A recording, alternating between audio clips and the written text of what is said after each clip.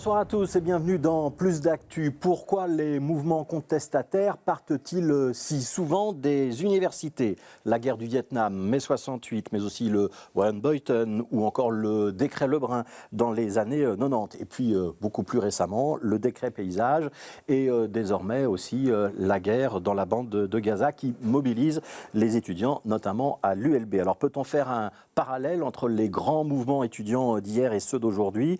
Comment expliquer que ces mouvements démarrent parfois aux États-Unis et se prolongent à Bruxelles? Est-ce que l'ULB est vraiment une université plus contestataire que les autres? Voici quelques-unes des questions que nous allons nous poser ce soir. Voilà, pour répondre, nous accueillons comme chaque soir deux invités. Abraham Franzen, bonsoir. Bonsoir. Vous êtes professeur de sociologie à l'université UC Louvain-Saint-Louis. Merci d'être avec nous. Vous avez régulièrement écrit sur les mouvements contestataires et sur les phénomènes de mobilisation. Et puis Marc Abramovic, bonsoir. Bonsoir. Vous êtes un ancien étudiant de l'ULB et vous avez surtout été un des animateurs parmi d'autres de la contestation, notamment en 1968. On va profiter de votre éclairage et votre mémoire. Merci à tous les deux d'être sur ce plateau. Avant de vous donner la parole, un petit détour par l'actualité la plus récente. On va aller sur le campus de l'ULB avec l'occupation d'un bâtiment de l'ULB et aussi quelques incidents qui s'en sont suivis avec d'un côté des militants pro-palestiniens et de l'autre des représentants des étudiants juifs. Un reportage de la semaine dernière, de mercredi dernier très précisément, on était le 8 mai et c'était Camille Tanquin.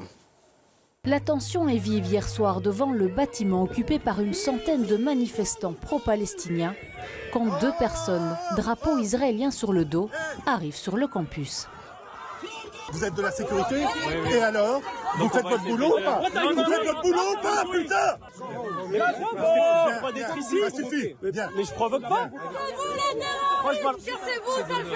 Plus loin, cet étudiant juif de l'ULB affirme avoir été au même moment insulté et roué de coups. Une agression dont il garde les traces aujourd'hui. Je suis bien loin de tous les mouvements de foule, de ce drapeau, de ces histoires, etc.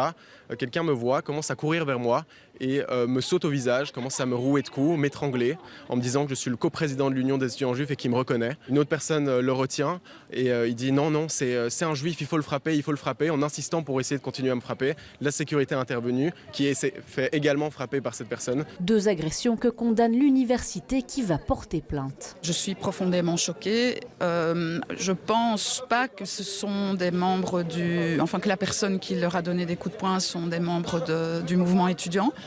Parce qu'en journée, ils sont une centaine et il y a des gens de l'extérieur qui viennent évidemment. Mais ça ne change rien, c'est un acte purement antisémite et d'une violence qui n'est pas tolérable dans le cadre de rassemblements pareils. Les occupants admettent que les marques de soutien à Israël ne sont pas les bienvenues dans les manifestations pour la Palestine, mais ils réfutent toute violence ou propos antisémites. Des provocations, des bousculades, un vol de drapeau et quelques coups légers ont eu lieu selon les témoignages que nous avons récoltés et les images que nous avons analysées. Nous contestons donc formellement l'information selon laquelle un étudiant aurait été roué de coups. Nous n'avons entendu nulle part les insultes antisémites qui nous sont imputées. Nous condamnons ces méthodes de faux procès qui permettent d'attaquer l'occupation et la solidarité envers le peuple palestinien. L'occupation du bâtiment a commencé mardi matin. Elle n'a pas été autorisée, mais elle est tolérée par les autorités académiques. Les manifestants demandent que l'ULB rompe toute collaboration avec les universités et les entreprises israéliennes. Ils occuperont le bâtiment jusqu'au finish. La direction n'a pas prévu de les évacuer. Alors, on a le nez sur l'événement. Je vous propose qu'on prenne un petit peu de recul, un petit peu de hauteur. Et on ne va pas débattre de pour ou contre l'occupation ou de ce qui se passe à Gaza, mais on va bien essayer de comprendre un petit peu la dynamique des mouvements étudiants. Abraham Franzen, si on prend un petit peu de recul, des débats vifs, houleux, ou parfois même on en vient aux mains entre étudiants, c'est quelque chose d'anecdotique ou c'est quelque chose de récurrent dans les campus universitaires? C'est quelque chose de récurrent. Par cycle, c'est quelque chose d'inévitable et peut-être même de souhaitable. L'université est un lieu de débat. Elle regroupe un grand nombre de jeunes qui partagent a priori les mêmes intérêts, qui disposent de temps.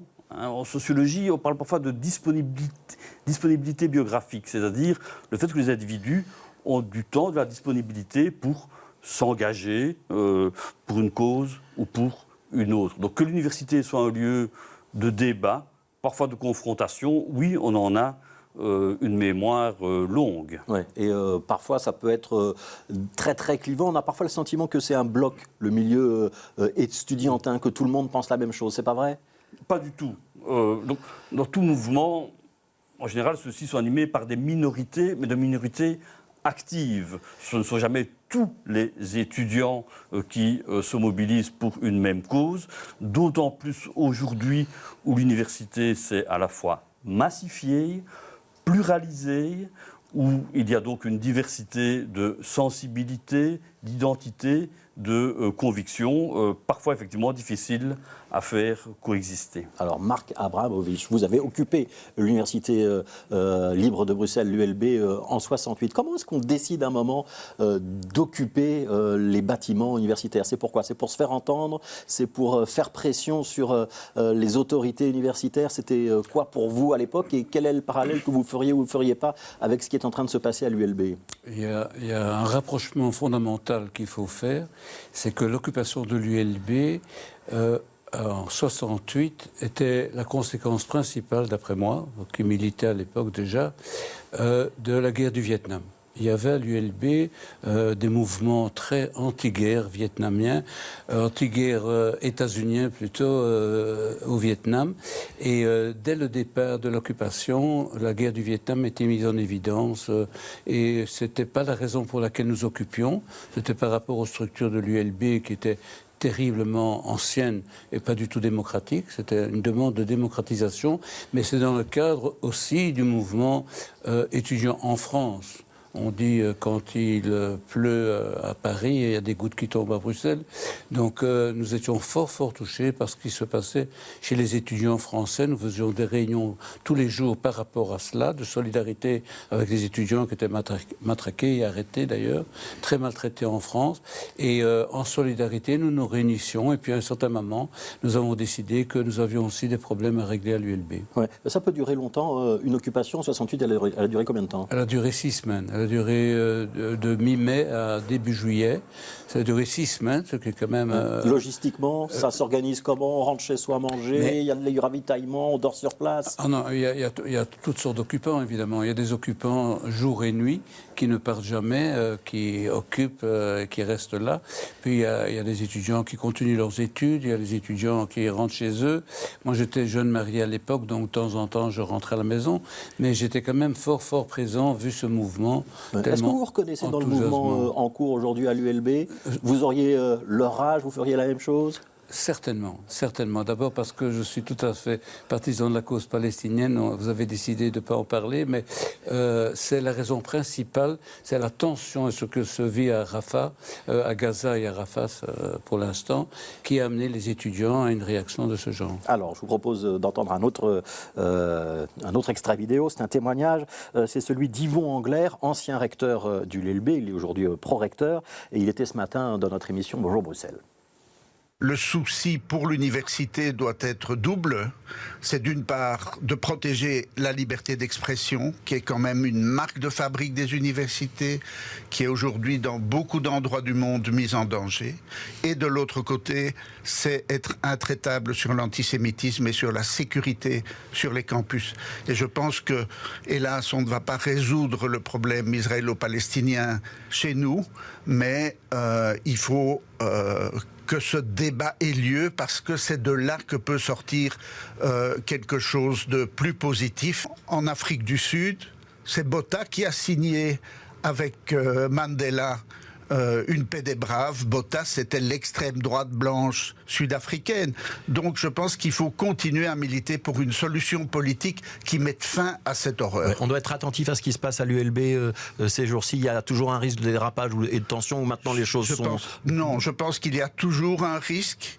Et je crois que c'est la responsabilité de tout le monde de garder ce qui doit être la ligne d'une université, le respect des uns et des autres, mais aussi l'ouverture du débat politique. Alors, Abraham Franzen, que l'université soit un lieu de débat, vous l'avez dit vous-même tout à l'heure. Je voudrais que vous réagissiez à ce qu'a dit Mark Abramovich, le fait qu'il y a parfois plusieurs niveaux de revendication ou de contestation qui se superposent. On est à la fois contre la guerre au Vietnam, à la fois en solidarité avec les étudiants français, à la fois revendicatif vis-à-vis de sa propre université. C'est ça qui peut caractériser certains mouvements étudiants. Il faut plusieurs éléments déclencheurs, très proches, très lointains, à plusieurs niveaux. Disons que quand il y a cet ensemble, le mouvement a d'autant plus de force. Ce qu'on peut observer quand même ces dernières années, c'est qu'il y a une tendance à recentrer les débats, mais aussi les mobilisations, sur des enjeux plutôt internes à l'université, ou en tout cas à l'espace de l'enseignement supérieur. Depuis le décret Lebrun, les débats et les mobilisations de la FEF autour du décret paysage concernent des enjeux a priori strictement universitaires, là où peut-être à d'autres époques l'engagement s'inscrivait dans un horizon de sens et un horizon de mobilisation plus global, anti-impérialiste, par exemple. Ces mouvements qu'on va qualifier d'extrême gauche, qui étaient très présents dans les années 60, avec les maoïstes, les trotskistes, etc., existent toujours aujourd'hui dans les universités ? Où ils ont perdu de leur puissance et le débat n'est plus celui-là ? J'observe parmi les étudiants sans doute une moindre idéologisation, le sentiment de faire partie d'un groupe organisé. Bien sûr, il y en a, mais est sans doute beaucoup moins fort. Donc l'identification à un drapeau, à une appartenance se manifeste beaucoup moins. Il y a même souvent une méfiance à l'égard des formes trop organisées, une méfiance à l'égard des leaders, y compris des leaders étudiants. Donc il y a une forte attente, aspiration à la démocratie, à la participation directe, à ne pas laisser d'autres parler en son nom. Ouais. Mark Abramovich, vous qui avez donc parlé dans l'auditoire en 68, vous pouvez confirmer ça? Il y a une sorte de méfiance vis-à-vis des représentations organisées, des groupes politiques qui arrivent avec des leaders désignés. Ça ne marche pas comme ça, une mobilisation étudiante. Vous avez été à l'ULB ces derniers jours. Vous avez constaté un peu ce phénomène-là. Oui, absolument. Mais c'est logique par rapport à une action qu'on pourrait dire plus violente que les actions politiques habituelles. L'occupation de locaux, c'est tout à fait illégal. Rester occupé, attirer l'attention des médias notamment et des autres universités sur ce qu'on fait. Vous savez, dans le conflit israélo-palestinien, c'est les Américains c'est les universités américaines qui ont commencé. Dans la guerre du Vietnam, c'était la même chose. C'est les universitaires américains, plutôt conformistes en général, pas très revendicatifs, qui, quand eux bougent, ça nous fait réfléchir d'autant plus. Donc c'est un mouvement violent. Une occupation est un mouvement violent. Donc on transgresse ce qu'on fait habituellement en politique. On fait des meetings, on fait des manifestations, c'est plus courant. Mais occuper des locaux, vous êtes vraiment dans un état d'affirmation de vos revendications physiques. Ouais. Et on prend des risques quand on est étudiant et qu'on fait ça ? Absolument. Ouais. D'abord, on prend des risques au niveau des études. Nous sommes au mois de mai. Ils sont en pleine session, les étudiants. D'ailleurs, pendant l'occupation, je me suis promené dans les locaux. Les étudiants étudient. Il y a des pièces où ils peuvent étudier, continuer à étudier. Ouais, le fait que ça démarre aux États-Unis et que ça arrive ensuite en Europe et en Belgique, mais aussi en France, en Allemagne, on voit des mouvements un petit peu partout ces derniers jours.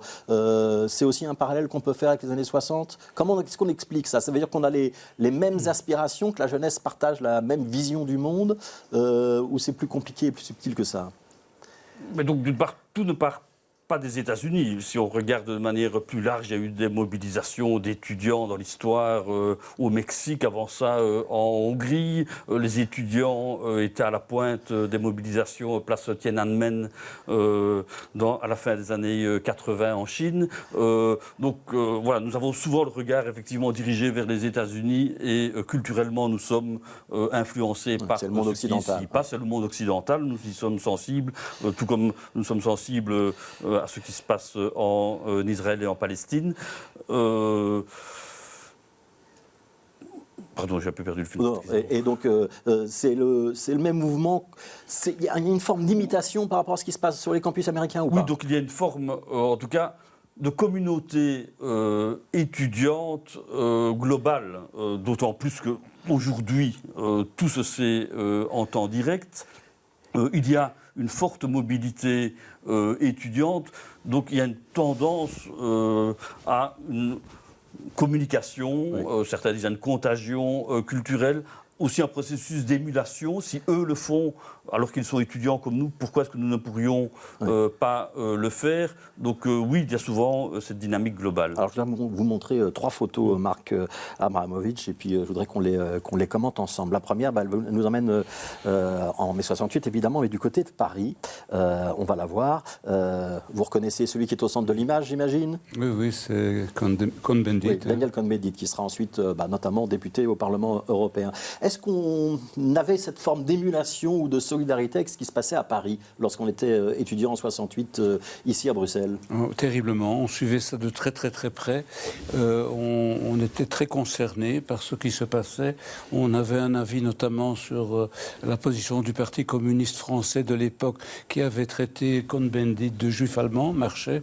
Donc ça nous avait fort choqués. J'étais à Paris sur les lieux où ça se passait pour essayer de ramener un étudiant français pour s'expliquer sur la position notamment des communistes français de l'époque, mais nous étions très concernés par ce mouvement. Oui. Ouais. Deuxième photo, là on est à l'ULB, on n'a pas trouvé beaucoup de photos de l'ULB dans nos archives. Vous avez une idée de ce qui est en train de se passer, à quel moment on est?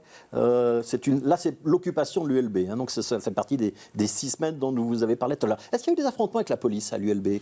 Non, il n'y a pas eu de confrontation. Vous savez, l'ULB n'a jamais été occupée, il n'y a jamais eu d'intervention policière à l'ULB. C'est un principe de l'université du libre examen, de ne pas permettre d'ailleurs, on règle les problèmes entre nous. Ouais, et à la différence de ce qui s'est passé en France, il n'y a pas eu de grand mouvement social en Belgique non, en 68. C'est resté contingenté au monde universitaire. Uniquement. Voilà. Troisième photo, et elle est importante, elle a une autre signification politique. Là, on est à l'université de Leuven, en Flandre, et c'est le Wallenbuiten. Est-ce qu'il y avait des connexion entre les étudiants francophones de l'ULB et ceux, par exemple, de l'UC, de la KUL de Leuven à l'époque, où c'était 2 mondes différents? Ça dépend des cercles facultaires.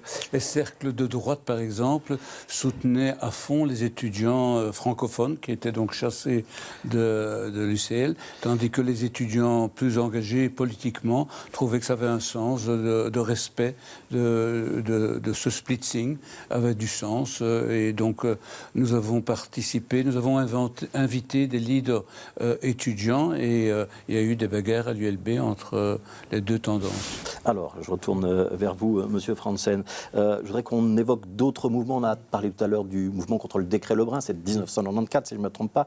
Plus près de nous, il y a le mouvement contre le décret paysage. Est-ce que ce sont les mêmes étudiants qui se mobilisent pour les grandes causes internationales, Gaza, la guerre du Vietnam, et ceux qui se mobilisent, par exemple, pour demander le retrait ou le report de l'application du décret paysage? Ou est-ce que ce sont des mouvements qui n'ont rien à voir les uns avec les autres? Est-ce qu'on va retrouver les mêmes leaders, les mêmes militants, les mêmes organisations derrière? Mais tous les enjeux autour de l'organisation des universités, du financement, du décret paysage, peuvent compter sur des organisations relativement instituées, en particulier la Fédération des étudiants francophones et puis les assemblées étudiantes locales. Donc il y a là une structure qui suit au jour le jour, presque, qui est associée à un certain nombre de négociations, qui informe les étudiants.